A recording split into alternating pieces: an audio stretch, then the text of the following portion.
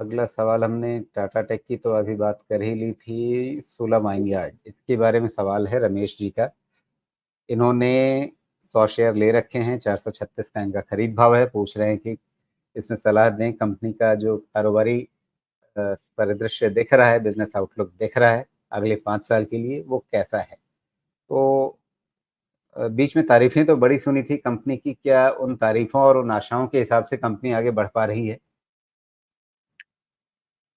देखिए, मेरा ऐसा अंदाज़ा है राजीव जी कि इसमें बढ़ेगा, बिकॉज़ हमारी जो सोच बदल गई है ना। अब पहले सोच में जो भी था वो कंट्री लिकर ज़्यादा लोगों के आता था। आज की तारीख में क्या है कि कुछ भी करें ना, तो एक वो दिखना प्रीमियम चाहिए। तो प्रोडक्ट भी जो कंज़्यूम करते हैं वो प्रीमियम वाला ही कंज़्यूम करते हैं, और वाइन ऑफ़ कोर्स प्रीमियम में आता है।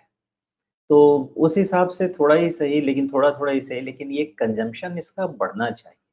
और सूला तो बिज़नेस अपडेट्स भी देता ही रहा है कि वाइन टूरिज़्म उनके काफ़ी बढ़ रहे हैं, उससे भी एडिशन हो रहा है उनके अर्निंग्स में।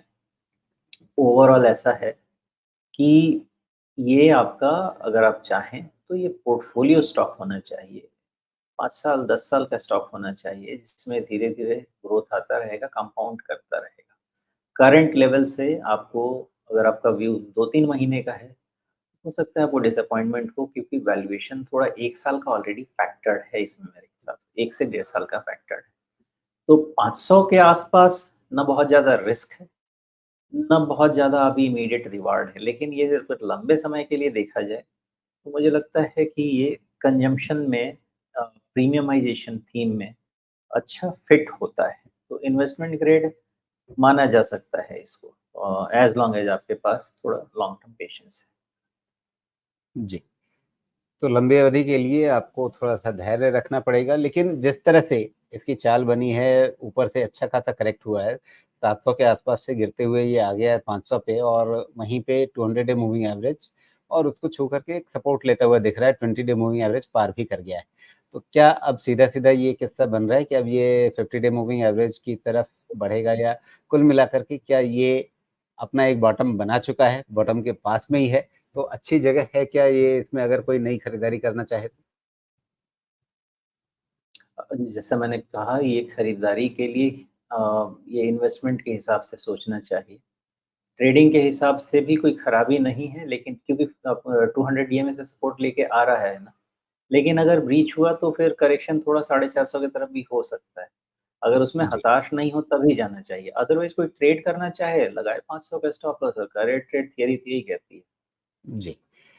तो 500 के नीचे भी कितना, मतलब ये 450 जो है, अगर कोई इन्वेस्टमेंट के हिसाब से भी देखें तो आज की तारीख में तो 550 के आसपास से 450 काफ़ी ज़्यादा हो जाएगा।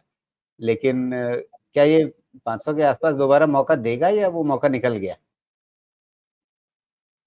नहीं, ऐसा, ये सब स्टैगर्ड बाइंग करते रहिए, मौका ढूँढने का तो क्या ही बोलेंगे, क्योंकि 200 डीएमए के पास से आके पलट रहा है तो बहुत क्लियर असम्पशन होना चाहिए कि अच्छा सपोर्ट मिला है। वॉल्यूम का इतना अच्छा पैटर्न नहीं है कि उसको मैं कन्फर्मेटरी टेस्ट में पास कर सकूँ।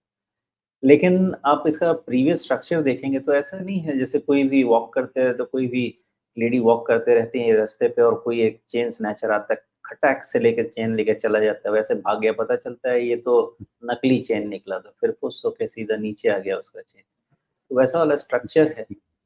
तो यहाँ से उसको जिसने भी लिया था उसको बहुत डिसअपॉइंटमेंट हुई होगी, और वो अच्छी बात है। अब यहाँ से जो एक्सेसेस थे, वीक हैंड्स थे, वो निकल गए हैं। ये अच्छी बात है स्टॉक। जी।